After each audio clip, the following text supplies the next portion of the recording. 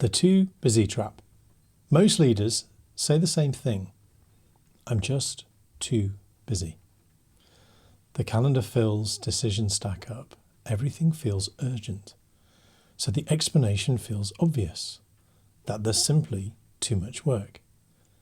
But that explanation rarely tells the full story.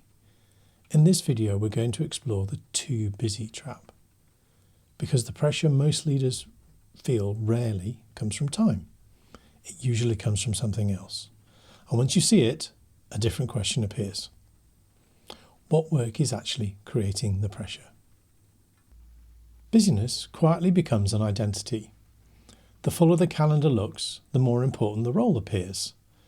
Movement starts to feel like progress. But imagine walking uphill with a heavy pack.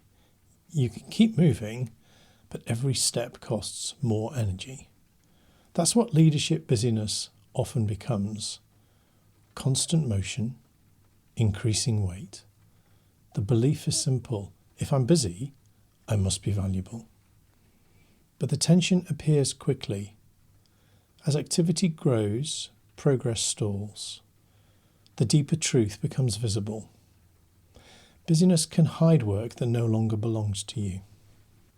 Pressure usually triggers one instinct: to work harder. So leaders extend their day, solve more problems personally, answer more questions directly. That response feels responsible. If the organisation is under strain, more effort should help. But effort behaves like water. Pour it into a container and it spreads everywhere. Give it more space and it fills the whole shape. Leadership effort does the same thing. More effort attracts more decisions. Soon, effort stops solving the pressure. It actually multiplies it. Workload often looks like the obvious problem. More people, more projects, more expectations. So leaders assume the pressure must come from volume. But walking through mud feels exactly the same way. Each step seems manageable, and suddenly every step becomes heavy. Organisations behave like that too.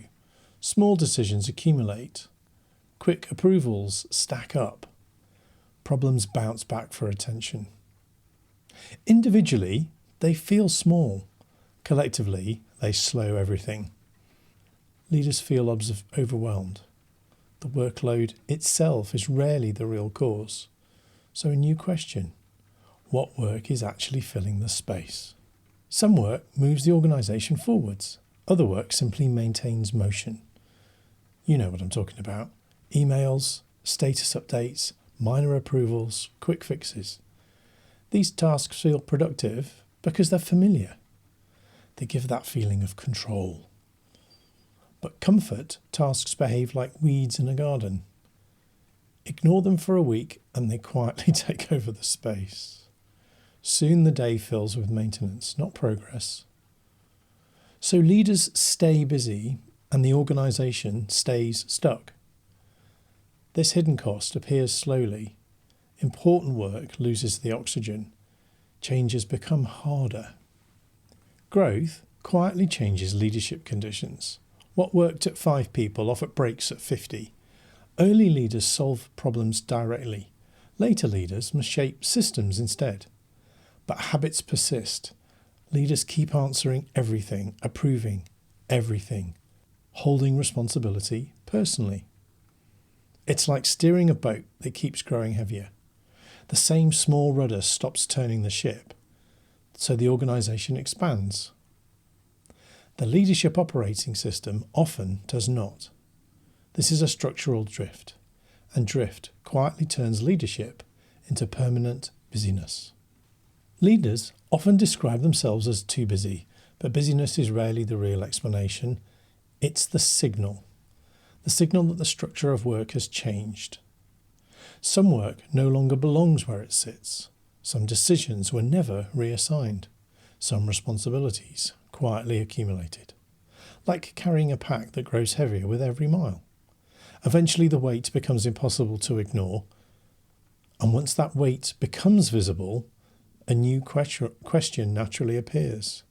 If the problem isn't time, what work is actually creating the pressure? That question leads us to the next concept, that of the hidden workload.